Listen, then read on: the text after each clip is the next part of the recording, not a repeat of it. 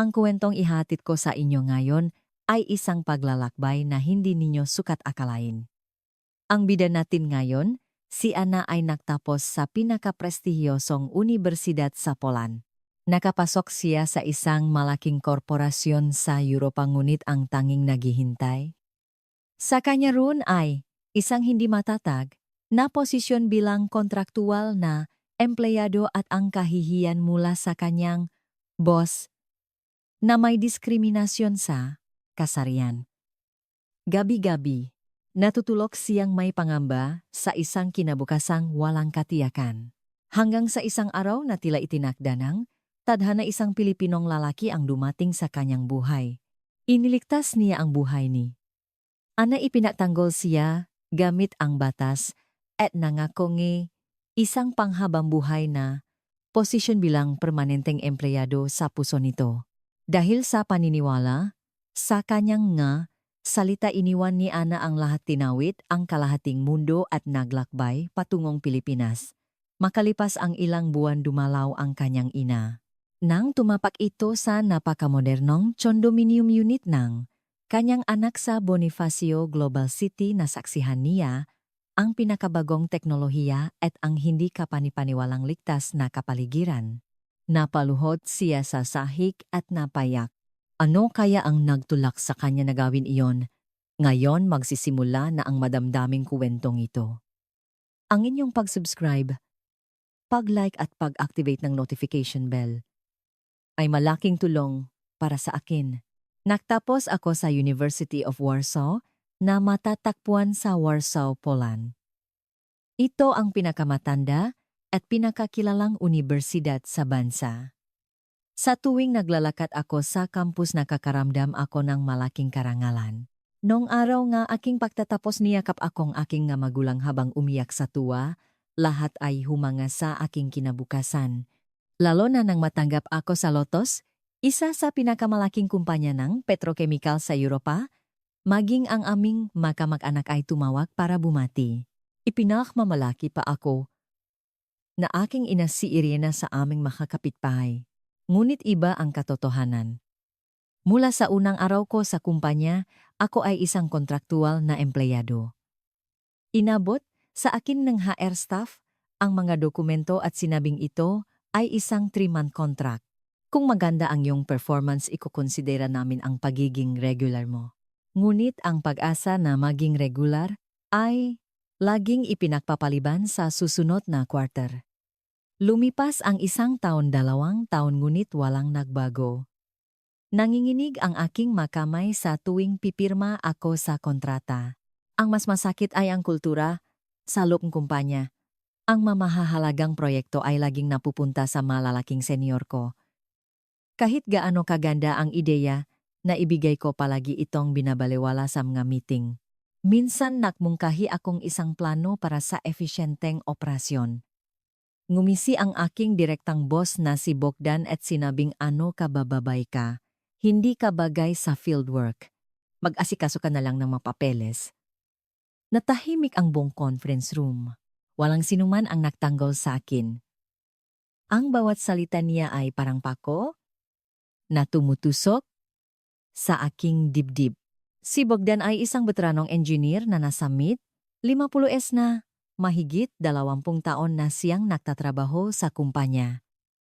Malinaw na binabalewala niya ang nga babaeng empleyado.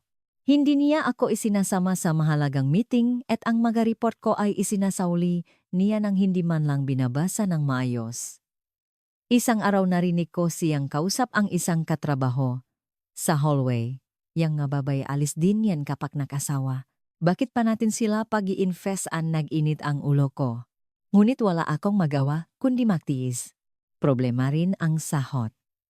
Dahil kontraktual ako, 30% na mas mababa ang sahod ko kumpara sa magkasabayan kong regular.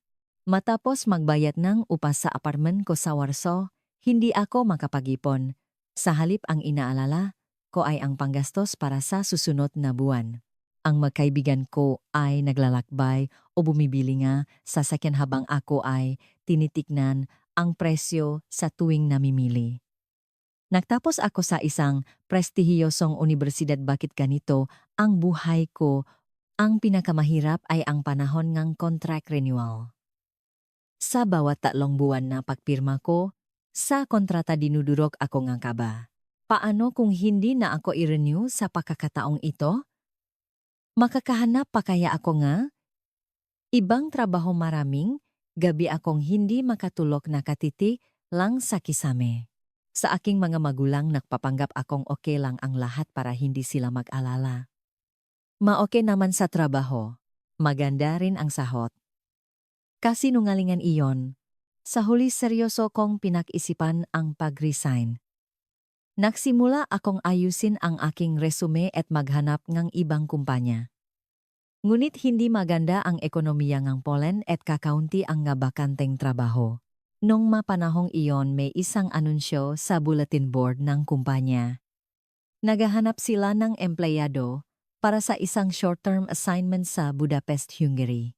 Ang trabaho ay tumagal ngang 1 buwan para pangasiwaan ang pakukumpuni ngang isang gusali na pag-aring lotos. Kailangan kong bagong kapaligiran kaya agad akong nag-apply. Hindi nasiyahan si Bogdan ngunit hindi niya ako pinigilan. Kahit pumunta ka doon pareho lang din ang mangyayari. Binalewala ko ang sinabi niya.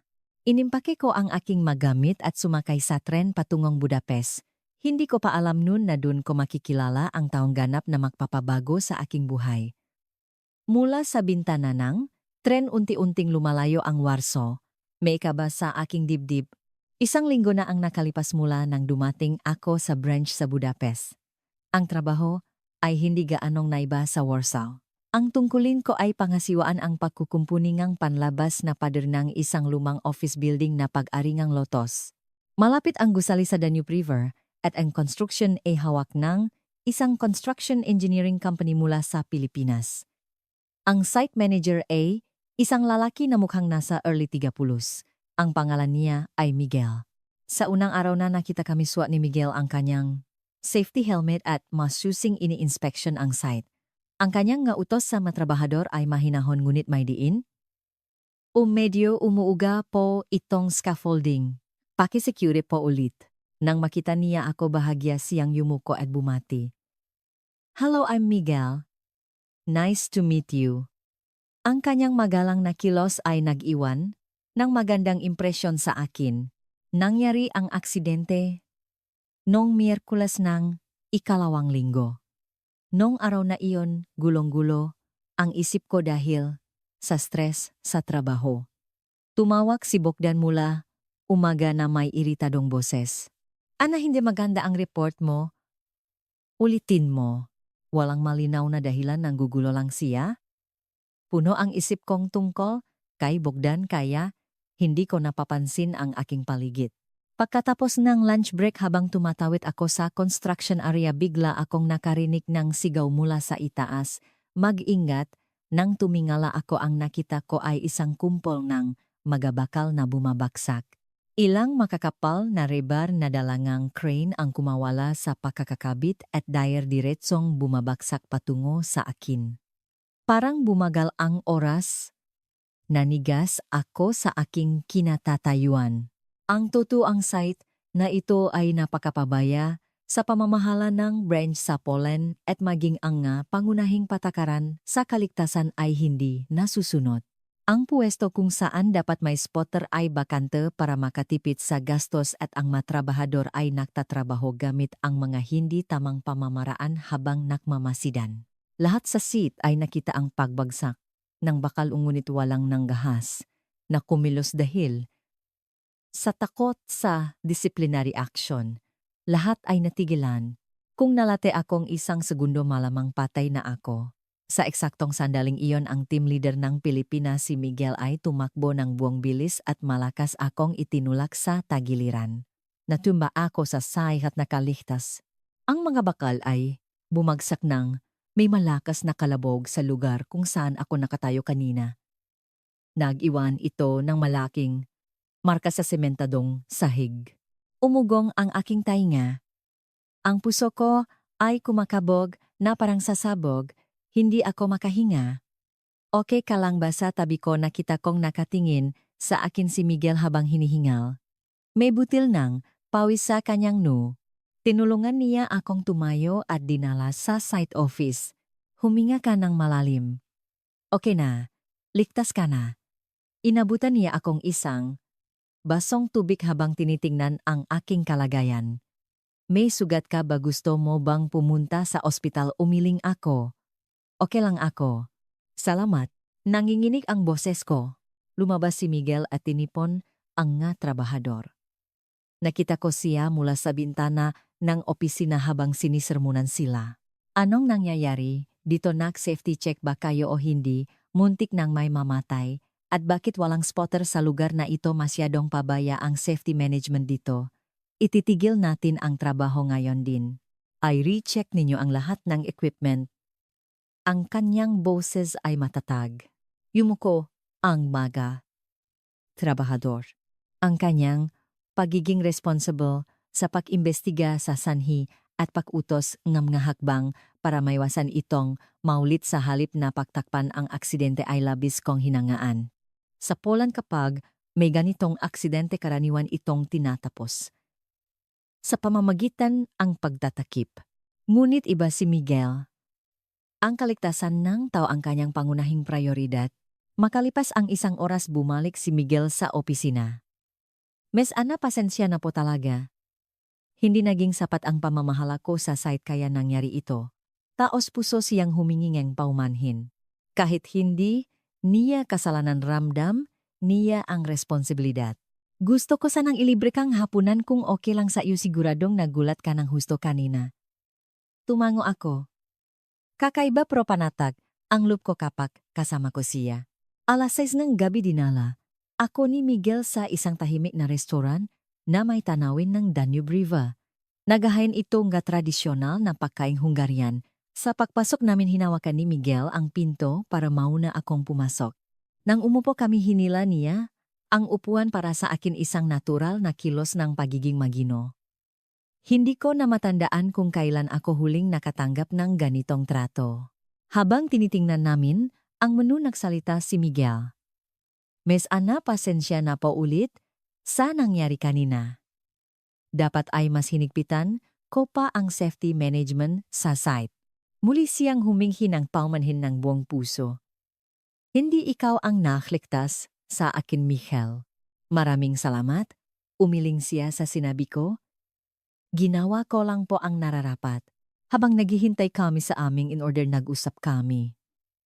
Sinabi ni Miguel na 7 taon na siyang construction engineer sa Pilipinas. Ito na ang panggalawang beses na na-assign siya sa Hungary.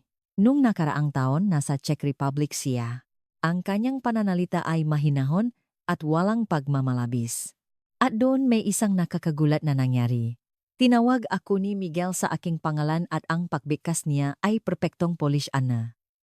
Karaniwan binibigkas ng madayuhan ang pangalan ko sa paraang Ingles, ngunit iba si Miguel.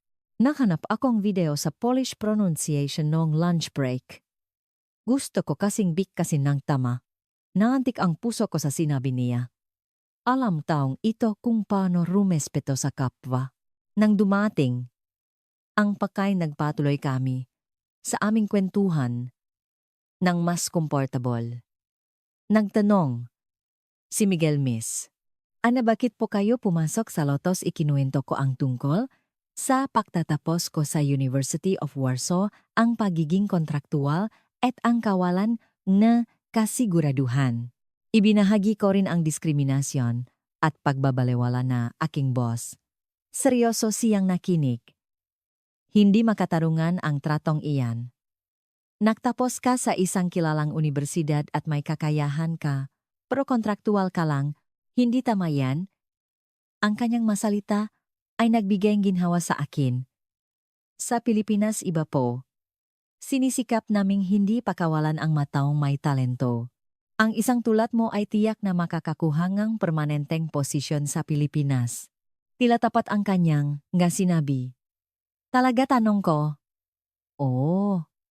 Pinapahalagahan ng mga kumpanya sa Pilipinas ang karanasan sa Europa at kung magaling ka sa Ingles, mas lalo kang welcome. Ikinuwento rin ni Miguel ang tungkol sa kanyang kumpanya, kung saan ang basehan ay kakayahan at walang diskriminasyon sa kasarian para sa promosyon. Nang matapos kaming kumain at paalis na, nagtanong si Miguel, "Bukas gusto mo bang mananghalian tayo ulit? May alam akong masarap na sandwich shop dito." Agad akong pumayag. Gusto ko pang makausap ang taong ito. Mula kinabukasan, araw-araw na kaming sabay na nanananghalian at sa aming pag-usap lalo kaming naging malapit. Laging nirerespeto ni Miguel ang aking opinyon. Sa pagpiling ng pagkain o sa rutang ang aming paglalakad, palagi niyang unang itinatanong ang aking gusto. "Ana, alin ang mas gusto mo?" Ang mamaliliit na detalyeng ito ay nagpatibay ng aking pagtingin sa kanya. Kapag kasama ko si Miguel, nararamdaman kong nirerespeto ako, isang pakiramdam na hindi ko kailanman naramdaman sa Warsaw. Bago matapos ang aking assignment sa Budapest, tuluyan na akong nahulog kay Miguel. Araw-araw kaming sabay kumain at pagkatapos ng trabaho naglalakad kami sa tabi ng Danube River. Laking nakikinig si Miguel sa aking mga kwento. Tinatanong niya ako tungkol sa aking mapangarap at pinapagaan ang loob ko sa aking mapangamba. "Ana, napakahalaga mong tao. Balang araw makikilala rin ang galing mo." Noong gabi bago ako umuwi, dinala ako ni Miguel sa isang burol na tinatanaw ang Budapest, kung saan kami unang kumain. Napakaganda ng paglubok nga araw. Nakasandal si Miguel sa rehas at nakatingging sa malayo bago lumingon sa aking, "Ana, may gusto akong ibigay sa iyo." Kinuha niya ang isang maliit na card mula sa kanyang bulsa. Bagamat hindi perpekto ang sulat kamay, maingat itong isinulat sa Polish. "Maging akin ka. Ako ang magiging pinakamaasahang sandalan mo, Miguel." Muntik na akong mayak. Isipin pa lang na pinag-aralan niya ang Polish para isulat ang card na iyon ay sapat na para mapuno ang puso ko. Hinawakan ni Miguel ang aking kamay. "Ana, sabi mo noon hindi ka panatak bilang kontraktual sa kumpanya mo sa Poland, di ba gusto kong maging pinakatiyak mong permanenteng empleyado? Isang permanenteng empleyado na makakasama mo habang buhay." Ang kanyang seryosong paraan ng pagpapahayag ng pag-ibig sa pamamagitan ng responsibilidad at katatagan ay tumagos sa aking puso. "O, tinatanggap ko," sagot ko habang tumatango. Noong gabing iyon naging kami. Kinabukasan bumalik ako sa Warsaw, ngunit ang puso ko ay naiwan sa Budapest. Sinabi ni Miguel na malapit na rin siyang umuwi sa Pilipinas. Magsisimula ang aming long-distance relationship. Hindi na kasing hirap nang inaasahan ko ang long-distance relationship. Araw-araw, nagpapadala ng mensahe si Miguel. Sa umaga may mensahe akong natatanggap na, "Nakakatulog ka ba ng mayos at bago matulog pahinga ka na? Salamat sa araw na ito." Hindi siya pumalya kahit isang beses. Tuwing weekend nagfi-video call kami. Sinimulan akong turuan ni Miguel ng Tagalog. "Kakailanganin mo yan pagdating mo sa Pilipinas, Ana." Dahan-dahan niya akong tinuruan simula sa mga simpleng pagbati. "Magandang umaga. Salamat. Mahal kita."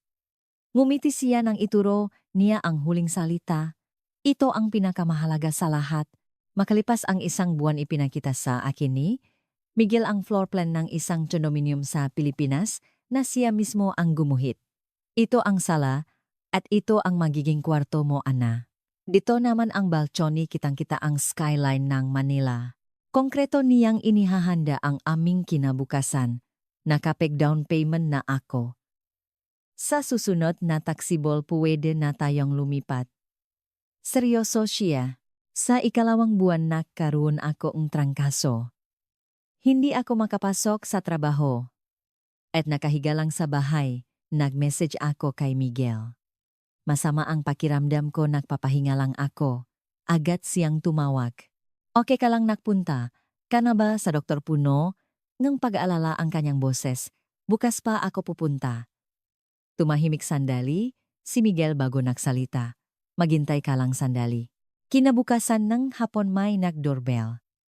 Pagbukas kong pinto, nakatayo doon si Miguel, may dalang malaking bag. "Bakit ka nandito?" gulat kong tanong. "Lumipat ako kagabi. Hindi ako mapakali na nahihirapan ka. Kinuha niya ang masangkap mula sa kanyang bag.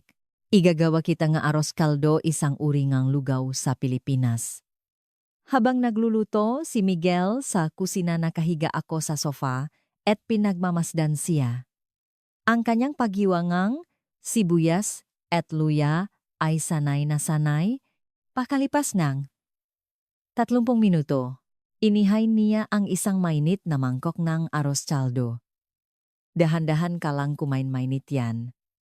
Umupo si Miguel sa tabi ko at inihanda rin ang aking gamot. Buong araw akong inalagaan ni Miguel. Kung nilalagnat ako, nilalagyan niya ng malamig na tuwalya ang nuko at pinapainom ako ng tubig. Pagsapit ng gabi sa sofa siya natulog. Gisingin mo ako kung may kailangan ka. Lumipat ang taong ito mula Pilipinas hanggang Warsaw para sa akin. Naantik ang puso ko, nakasiguro ako na siya na ang lalaki para sa akin. Hindi lang sa salita, ipinaparamdam ni Miguel ang pagmamahal niya. Ipinapakita niya ito sa gawa, ang araw-araw na komunikasyon. Ang pagdating niya noong may sakit ako at ang kanyang responsibilidad sa paghahanda aming kinabukasan. Lahat ng iyon ay tunay na pag-ibig. Sa ikatlong buwan papalapit na naman ang panahon ng contract renewal. May kabasa dibdib, kumatok ako sa pinto ng opisina ni Bogdan. Pasok, malamig na sabi niya. Nang tumayo ako sa harap ng kanyang mesa, itinula ni Bogdan ang isang dokumento. Anna, mahirap na i-renew ang kontrata mo ngayon. Nanlamig ako. Bakit po, may nagawa po ba akong mali, nanginginig kong tanong?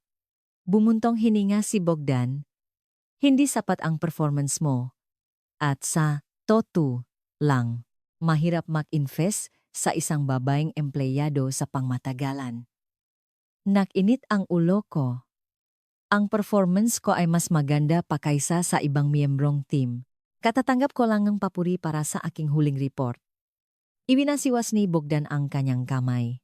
Desisyon ko yan. Basta walang contract renewal, likpitin mo na ang magagamit mo hanggang sa susunod na linggo. Malinaw ang diskriminasyon, ngunit wala akong magawa. Paglabas kong kumpanya, tinawagan ko si Miguel. Anong nangyari, narinig ko ang boses niya. Umiyak kong ipinaliwanag ang sitwasyon. Hindi nila ni-renew ang kontrata ko. Biktima ako ng diskriminasyon ni Bogdan. Tumahimik sandali si Miguel bago matatak na nagsalita. Pupunta ako diyan sa Warsaw pagkatapos ng 2 araw. Hintayin mo ako. Dumating si Miguel noong Biyernes ng gabi. Niyakap niya ako at sinabing, huwag kang mag-alala, nandito ako. Noong gabing iyon, pinag-usapan namin ang aming nga hakbang. Kinuha ni Miguel ang kanyang laptop at sinaliksik ang labor law ng Poland, ang diskriminasyon sa kasarian, at hindi makatarungang pagtanggal sa trabaho ay malinaw na paglabag sa batas paggawa. Kung may ebidensya tayo, pwede tayong magsampang kaso. Lunes ng umaga, sinamahan ako ni Miguel sa kumpanya. Pagsapit ng tanghali, lumabas si Bogdan papunta sa parking lot. Nilapitan siya ni Miguel. Excuse me po? Ako po si Miguel, nobyo ni Anna. Kumunotang no ni Bogdan. Sino ka, bakit ka nakikialam sa usapin ng kumpanya? Mahinahon na sumagot si Miguel. Ang hindi pag-renew sa kontrata ni Anna ay may tuturing na diskriminasyon batay sa kasarian ayon sa Article 18,3a ng Polish Labor Code. Ito rin ay paglabag sa anti-workplace bullying law. Itinago ni Anna ang lahat ng minutes of the meeting at email records sa nakalipas na 2 taon. Nanigas ang mukha ni Bogdan. Kung isusumite namin ang ebidensya sa Labor Bureau, ang kumpanya ay maaring pakmultahin ng hindi bababa sa 30,000 zloty at mahaharap sa kasong libel. At siyempre, si Mr. Bogdan ay may personal na pananagutan din. Kalmado ngunit matatag ang boses ni Miguel. Ipinagtatanggol niya, ako gamit ang batas, hindi ang kamao. Natarantang sinabi ni Bogdan, taka, anong pinagsasabi mo? Ako, pinutol siya ni Miguel. 2 bagay lang ang gusto ni Anna, isang makatarungang contract renewal at isang formal na paghingi ng tawad. Bigyan ninyo kami ng sagot sa loob ng 2 araw. Kung hindi magsasampa kami ng kaso. Walang masabi si Bogdan at sumakay na lang sa kanyang sasakyan. Makalipas ang 2 araw tumawag ang kumpanya. Inalok nila ang contract renewal kasama ang isang formal na pahingi ng tawad. Ngunit, nakapagdesisyon na ako. Wala na akong gana sa kumpanyang ito. Pagkatapos ng trabaho nakipakita ako kay Miguel. Salamat. Kung hindi dahil sa iyo hindi ako mananalo. Hinawakan ni Miguel ang aking kamay. Ana sumama ka na sa akin sa Pilipinas. Ako na ang bahalang makprotekta sa iyo habang buhay. Seryoso ang kanyang mukha. Pero hindi ako marunong magtagalog at wala akong trabaho. Ngumiti si Miguel sa sinabi ko. Ako na ang bahala sa lahat. May kakayahan kaya madali kang makakahanap ng trabaho. Nong gabing iyon dinala ako ni Miguel sa Old Town Square ng Warsaw. Sa gitna ng daan na punong tao bigla siyang lumuhod. Nakatingin ang matao sa paligid. Ana, gusto kong maging pinakamaasahan mong pamilya.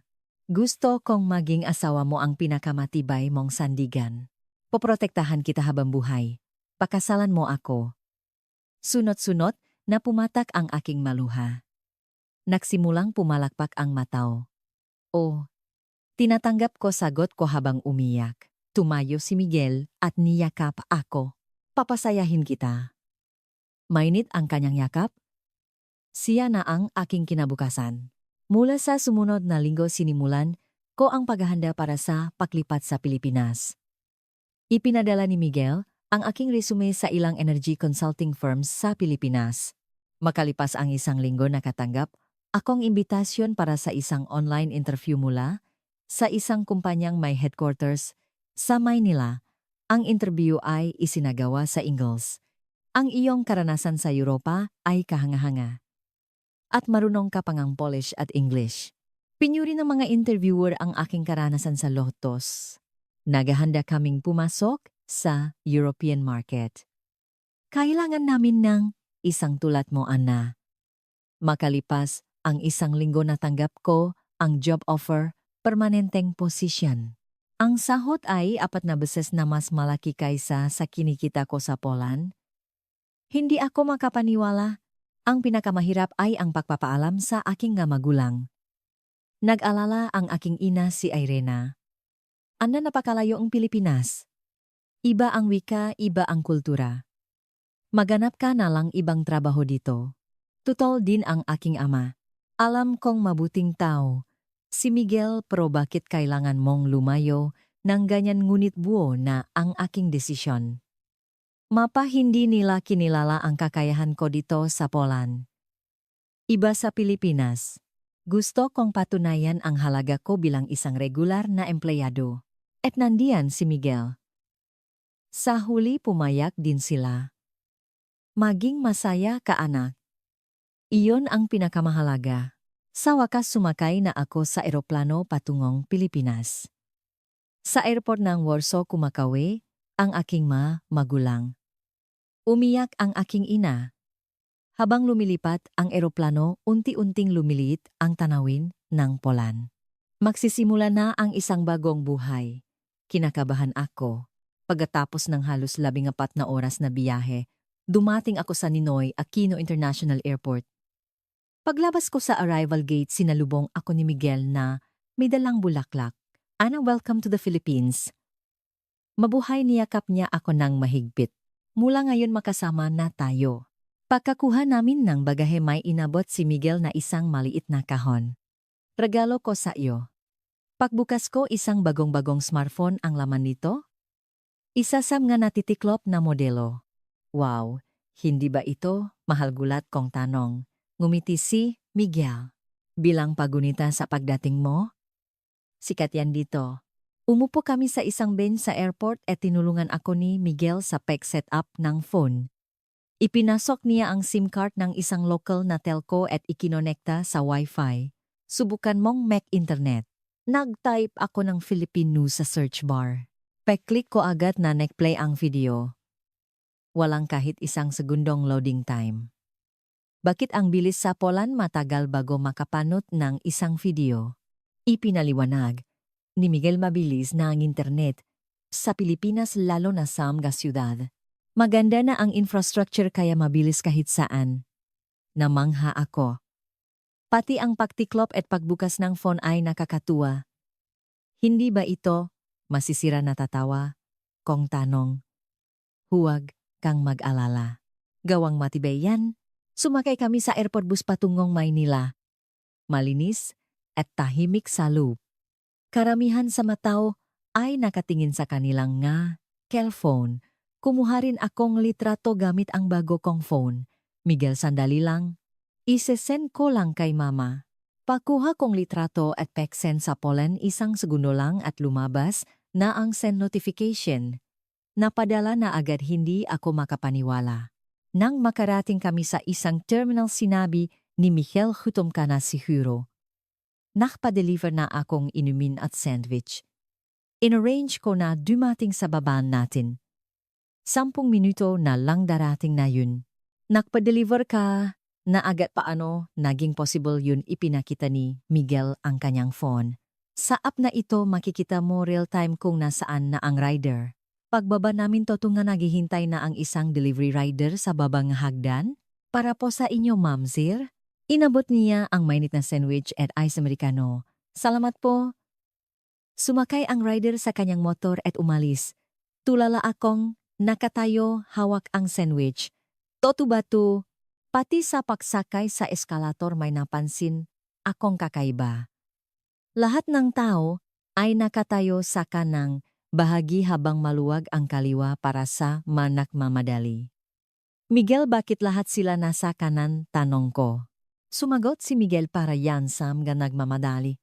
Dito sa Pilipinas na kaugalian na yan sa maabalang lugar. Sa Poland magulo ang magataw sa eskalator kaya nahaharangan ang magkabilang pani. Pero iba sa Pilipinas, naramdaman ko ang mataas na antas ng disiplina. Talagang disiplinado ang matao dito. Paglabas namin sumakay kami ng taxi. Magalang na bumati ang driver. Saan po tayo, sir? Sinabi ni Miguel ang address. Sa BGC po, kuya. Malinis ang taxi at malamig ang aircon. Sa labas tanaw ang Maynila. Ang matataas na gusali, malalawak na kalsada at malinis na kapaligiran ay kapansin-pansin. Pagkatapos na, mangga 20 minuto isang malaking grupo ng nga condominium ang lumitaw. Dito na tayo, sabi ni Miguel. Napakalaki nga. Condominium. Tila. Aabot sa 30 palapak o higit pa. Pagpasok namin sa lobby bumati ang security guard. Good evening po. Ang lobby ay kasing ganda ngang isang hotel. Sumakay kami sa elevator papuntang 23 floor. Malinis at tahimik din ang hallway. Tumayo si Miguel sa harap ngang isang pinto. Ito na ang bahay natin. Itinapat niya ang kanyang daliri sa isang fingerprint scanner. Isang beep ang tumunog at kusa nang bumukas ang pinto. Wow, napabulalas ako. Pagpasok, isang malawak na sala ang sumalubong sa amin. Mula sa malaking bintana tanaw ang skyline ng lungsod. Miguel, ang ganda, dito may bagong sofa at TV sa sala. Malinis at maluwag din ang kusina. Dito ang kwarto mo, Anna. Binuksan ni Miguel ang isang pinto. Sa loob may bagong kama at mesa. Malaki rin ang closet. Inihanda ko na to. Nagustuhan mo ba? Muntik na akong maiyak. Napakaganda. Salamat. Niyakap ako ni Miguel. Ito na ang tahanan natin. Welcome home, Anna. Tumingin ako sa labas ng bintana. Kumikinang ang nga ilaw ng lungsod. Sa malayo may mga tulay na tanaw. Dito na tayo titira, sabi ni Miguel. Tumango ako, parang isang panaginip. Magsisimula na akong bagong buhay sa kabilang panig ng mundo sa Pilipinas. 1 linggo ang lumipas at dumating ang unang araw ko sa trabaho. Sinamahan ako ni Miguel. Huwag kang kabahan, sa galing mo siguradong kayang-kaya mo yan. Nasa Bonifacio Global City BGC ang opisina. Nasa 15th floor itong isang mataas na gusali. Pagpasok masayang bumati ang isang staff mula sa HR. Welcome ana dito po. Maluwag at maliwanag ang opisina. Bumati ang mga empleyado. Hello? Welcome, ang aking desk ay nasa tabing ng bintana. May nakahanda ng bagong computer at laptop. Lumapit ang team leader at ipinaliwanag ang aking trabaho. Ana, ikaw ang mamamahala sa analysis ng European market. Kailangan mong subaybayan ang trend sa energy market ng Poland at Hungary at gumawa ng report. Ito ang larangang alam na alam ko. Gagawin ko po ang lahat. Ngumiti ang team leader. Nakita namin ang resume mo kaya ka namin inimbitahan. Inaasahan namin ang galing mo.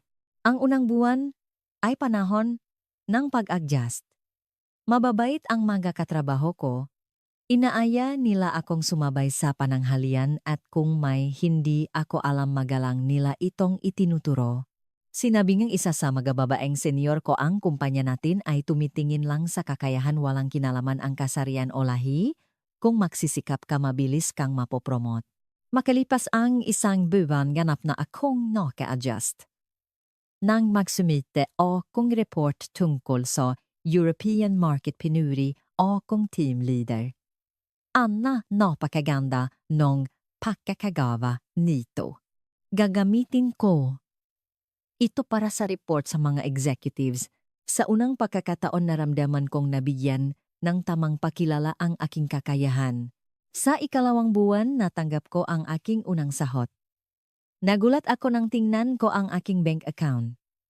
Ang kinita ko sa loob ng isang buwan ay katumbas ng 4 na buwang sahot ko sa Poland. Hindi ako makapaniwala kaya ipinakita ko kay Miguel. Tama ba to, ganito kalaki ang sahot ko? Ngumiti si Miguel. Tama yan. Yan ang nararapat na bayad para sa galing mo. Ginamit ko ang pera para umorder ngang 2 pinakabagong modelo nga natitiklop na smartphone katulad ng sa akin. Ipinadala ko ito sa Poland kasama na ang shipping fee. Makalipas ang 1 linggo tumawag ang aking ina. Ana, hindi ba masyadong mahal ito? Hindi mo na kailangang magpadala ng ganito. Ma-okay lang. May prana ako. Malaki ang sahot ko dito sa Pilipinas. Nagulat ang aking ina. Talaga, makano ba nang sabihin ko ang eksaktong halaga na pabulalas siya? Ano? Ang 4 na buwang sahot mo diyan ay 1 buwan mo lang dito. Ipinagmamalaki ko ang aking sarili. Ipinadala ko rin ang buwang halaga para sa tuition fee ng kapatid kong si Marta sa susunod na semester. Nag-video call si Marta para magpasalamat. Ate, maraming salamat dahil dito hindi ko na kailangang mag-part-time job. Si Marta ay second-year student sa University of Warsaw. Ate, maganda ba talaga diyan sa Pilipinas? Gusto ko ring pumunta diyan balang araw, sabi ni Marta. Ate, ligtas ba diyan kahit gabi? Okay lang bang pumunta sa convenience store sa Poland? Delikado para sa isang babae na maglakad mag-isa sa gabi. Nagpasya akong patunayan ito. Teka, ipapakita ko sa iyo. Alas 11 gabi lumabas kami ni Miguel at pumunta sa isang convenience store malapit sa amin. Kumuha akong video habang naglalakad. Marta, tingnan mo. Alas 11 na gabi. Pero maraming tao sa labas, di ba? May mga babae pangang naglalakad mag-isa. Maliwanag ang kalsada at kumikinang ang ilaw ng convenience store. Pumasok kami at pumiling cup noodles. Ang daming pagpipiliang noodles dito. Siguro mahigit 20 klase. Kinuha ko rin ng video ang pagbabayad namin at ang pagkain namin sa isang bench sa labas. Alas 11 gabi bumibili at kumakain ng noodles sa labas at hindi man lang delikado. Napakaligtas talaga dito sa Pilipinas. Namangha si Marta. Wow! Ang ligtas nga, hindi namin maisip na gawin yan dito sa Poland.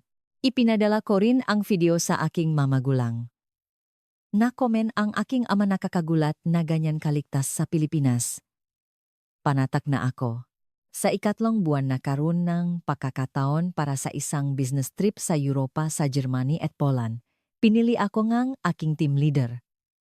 Ana, sumama ka sa trip na ito? Alam mo ang lokal na wika at pamilyar? Ka sa merkado kaya ikaw ang pinakabagay.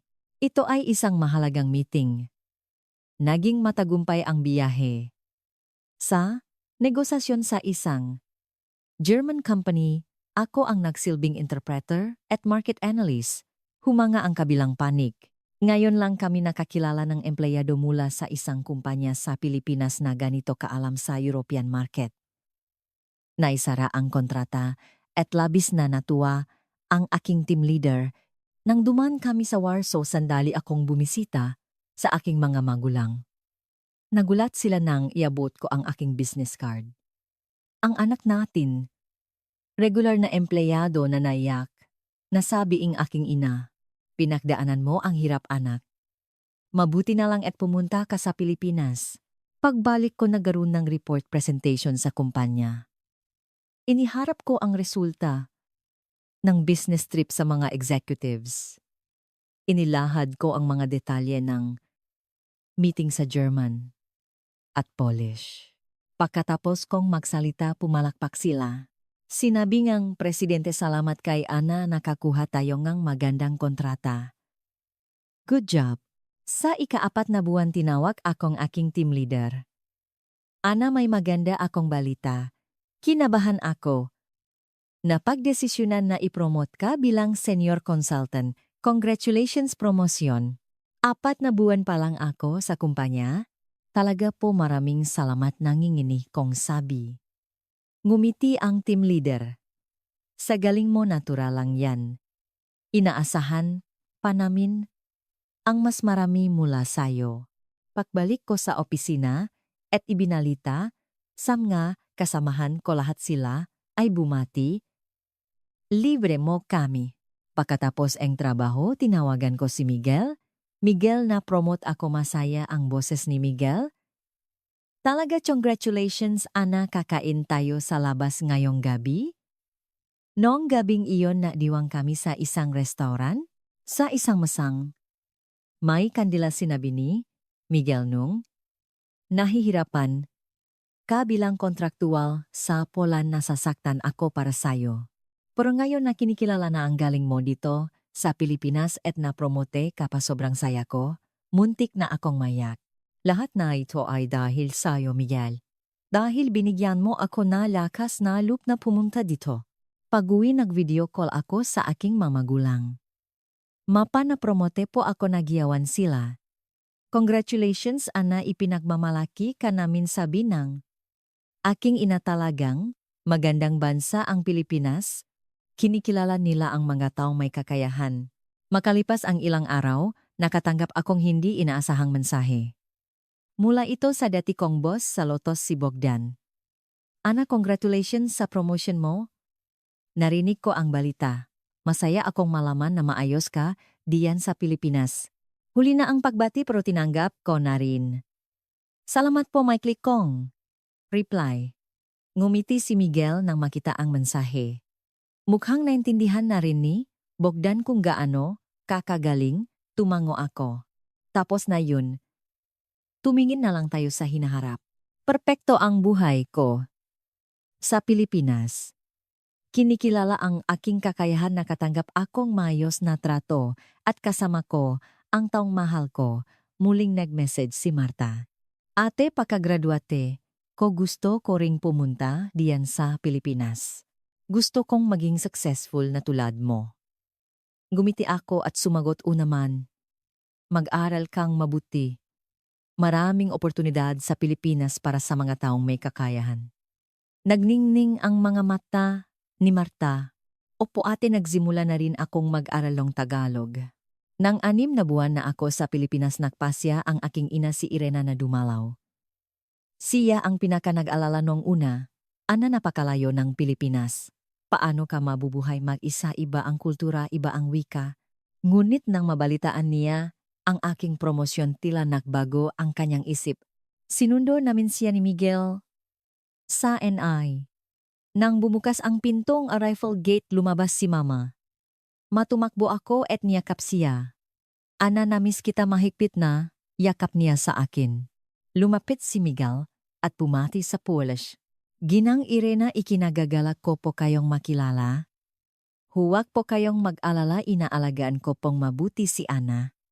Nagulat ang aking ina. Wow, ang galing mong mag-polish.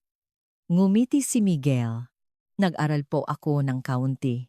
Nagpraktis po ako nang malaman kong darating kayo. Gumaan ang pakiramdam ng aking ina. Sumakay kami ng taxi. Manghang-mangha si Mama sa labas.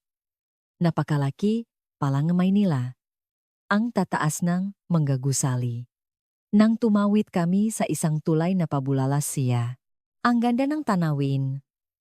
Ang gaganda ng gatulay. Ipinaliwanag ni Miguel iyan po ang business district. Nasa gitna po iyan, ang Metro Manila. Nang makarating kami sa kondominium hindi makapagsalita si Mama. Dito kayo nakatira sa ganito kalaking gusali pagpasok sa lobby nakita niya, ang makintap na sahig na gawa sa marmol at ang malaking chandelier. Bumati ang guard. Parang hotel bulong niya. Sumakay kami sa elevator papuntang 23rd floor. Nagulat siya sa numero. Hanggang 30 floors ba to lahat bayan may nakatira sumagot si Miguel opo. Karamihan po sa Pilipinas ay sa kondominium na nakatira. Ligtas po kasi at convenient. Tumayo kami sa harap ng pinto. Itinapat ni Miguel ang kanyang daliri sa fingerprint scanner. Isang beep at kusa itong bumukas. Nanlaki ang mata ni Mama. Ano yan bumubukas ang pinto ng walang susi naalala ko ang gulat ko rin noong una. Fingerprint po ma. Ganyan na dito. Pagpasok nilibot ni Mama ng tingin ang sala. Grabe ang lawak at ang ganda. Tanaw ang buwong. Lungsot mula sa malaking bintana. Kitang-kita ang nga ilaw sa gabi. Siguradong napakaganda. Pumunta siya sa bintana at matagal na tumingin sa labas. Parang 3 beses ang laki nito kumpara sa bahay natin sa Poland. Itinuro ni Miguel ang isang wallpat sa pader ng sala. Ginang Irena tingnan niyo po ito. May ilang icon sa touchscreen. Isa-isang ipinaliwanag ni Miguel. Dito po ina-adjust ang aircon, dito ang mga ilaw. At dito tinitingnan ang security sa pinto. Lahat ay kontrolado sa isang screen na ito. Hinawakan ni Mama ang screen. Pinindot niya ang ilaw at bumukas sara ito. Possible pala ang ganito. Ang bahay natin sa Poland parang museo na kumpara dito sabi, niya punong pakamangha. Ipinakita rin ni Miguel ang kusina. Dishwasher, water purifier, induction stove, lahat ay bago. Uminom si Mama mula sa water purifier. Okay lang bang inumin to, tanong niya. Opo ma, malinis ang tubig dito. Pero mas maganda ang galing sa purifier. Pagkatapos mananghalian naglakat-lakat kami. Sa loob ng condominium complex, may malawak na parke. Naglalaro ang mga bata at nag-usap ang mga matatanda sa bench. Mukhang napakaligtas, dito sabi ni Mama. Pagsapit ng gabi pumunta kami sa isang parke. 9:00 ng gabi, pero maliwanag pa rin ang paligid. May mga babaeng nagijoging mag-isa. Ma, tingnan mo. Okay lang sa babae na mag-ehersisyo mag-isa sa gabi. Lumingalinga si Mama. Napakaligtas nga. Sa Poland hindi pwedeng lumabas ang babae mag-isa sa gabi. May nakita kaming convenience store na kumikinang ang ilaw. Punta tayo doon, sabi ko. Pagpasok nagulat si Mama. Ang dami palang tinda dito, puno ang maestante. 24 hours bukas to. Kahit hating gabi pwede kang pumunta. Namangha siya, pwede kang mamili ng ligtas kahit gabi. Sa cashier isang batang babae ang bumati ng nakanghiti. Paglabas namin sinabi ni Mama Ana napakabuting bansa palangang Pilipinas. Ligtas ang mga babae kahit gabi at laging bukas ang mga tindahan. Habang umiinom kami sa bench hinawakan niya ang aking kamay. Ana, patawarin mo si Mama. Tinutulan ko ang pagpunta mo dito. Akala ko delikado at hindi mo kilalang lugar. May luha sa kanyang nga mata. Pero nang makita ko napakabuting bansa palangang Pilipinas. Ligtas, malinis at mababait ang mga tao. Nayak na rin ako. Okay lang po ma, natural lang na mag-alala kayo. Umiling siya. Hindi. May prejudice lang ako. Hindi ko man lang alam ang tungkol sa Pilipinas. Ngayon nakikita ko kung gaano ka kasaya dito. At napakabuting tao ni Miguel. Kinabukasan pumasok ako sa trabaho at si mama naman ay ipinasyal ni Miguel sa Maynila. Pag-uwi ko excited siyang nagkwento. Ana nagpunta kami sa Intramuros at sa Makati. Napakagandang bansa ng Pilipinas. Pinagsama ang tradisyon at modernidad. Sa ika-4 na gabi tumawag ang team leader ko. Ana, may maganda akong balita. Opisyal nang kumpirmado ang promotion mo bilang senior consultant. Sa Lunes na ang anunsyo. 6 na buwan pa lang ako sa kumpanya. Salamat po, team leader. Ibinaba ko ang telepono at ibinalita kay mama. Mana-promote na naman po ako, niyakap niya ako ng mahigpit. Congratulations, Ana, ipinakmamalaki talaga kita na kisaya rin si Miguel. Congratulations, Ana. Ako na ang maghahanda ng espesyal na hapunan. Pagkatapos, ng hapunan habang nakaupo kami sa sala sinabi ni Mama Ana pag-uwi ko sa Poland, sasabihin ko sa papa mo na napakabuting bansang ang Pilipinas. Isang bansang kumikilala sa kakayahan hindi nagdidiskriminate sa babae at ligtas at malinis. Nanginginig ang kanyang boses. Gusto rin ni Marta na pumunta dito, di ba susuportahan ko siya? Kung sa ganitong bansa magiging masaya ang nga anak ko wala na akong hilingin pa. Tumingin siya sa labas ng bintana. Sa Poland. Kahit nagtapos ka sa magandang universidad kontraktual ka pa rin at minamaliit dahil babay ka. Pero iba sa Pilipinas, hanggat may kakayahan ka bibigyan ka nilang pagkakataon. Isang linggo ang lumipas. Sa araw ng pag-uwi ni Mama lumingon siya ng paulit-ulit sa airport. Ana, maging masaya ka. Dito. Bumuo kayo ni Miguel ng magandang pamilya. Habang huling yakap niya sa akin bumulong siya salamat sa pagwasak mo sa prejudice ko. Napakagandang bansa ng Pilipinas. Ilang araw matapos siyang umalis nakatanggap akong video call mula sa Poland. Makakasama sila Mama, Papa at Marta. Ana, ang daming kwento ni Mama tungkol sa Pilipinas, sabi ni Marta. Pupunta talaga ako diyan ate, sabi naman ni Papa Ana, masaya, kaming mayos ka diyan. Laging sinasabi ng mama mo na napakaganda diyan. Gusto ko ring makapunta balang araw. Sa gitna ng pagbating aking pamilya nakasiguro ako. Ang pagpili kong pumunta sa Pilipinas ang pinakamagandang desisyon sa buhay ko. Noong gabing iyon naglakat-lakat kami ni Miguel sa parke.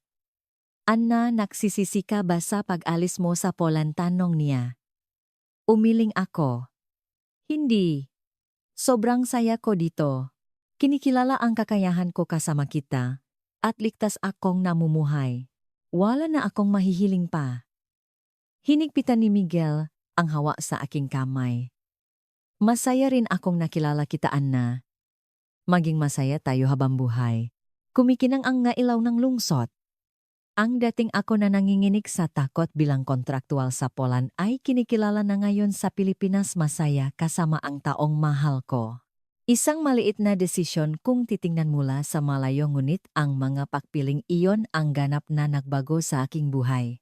Ang pakikita namin ni Miguel sa Budapest, ang desisyong lumipat sa Pilipinas at ang hindi pagkatakot sa mga bagong hamon, lahat ng sandaling iyon ang bumuo sa kaligayahan ko ngayon. Tumingin ako sa langit, kumikinang ang nga. Bituin. Parehong bituin ang nakikita ko sa Poland at Pilipinas, ngunit ngayon ang puso ko ay mas payapa at mas masaya kaysa dati. Ang Pilipinas ay hindi lang isang bagong bansa para sa akin. Ito ang nagbigay sa akin ng pagkataong ipakita ang aking kakayahan ng tunay na pag-ibig at ng isang ligtas at masayang kinabukasan. Ito ang aking pangalawang tahanan. Kamusta ang kwento natin ngayon? Kung nagustuhan ninyo, huwag kalimutang mag-subscribe, mag-like, at i-activate ang notification bell para sa mas marami pang kwento.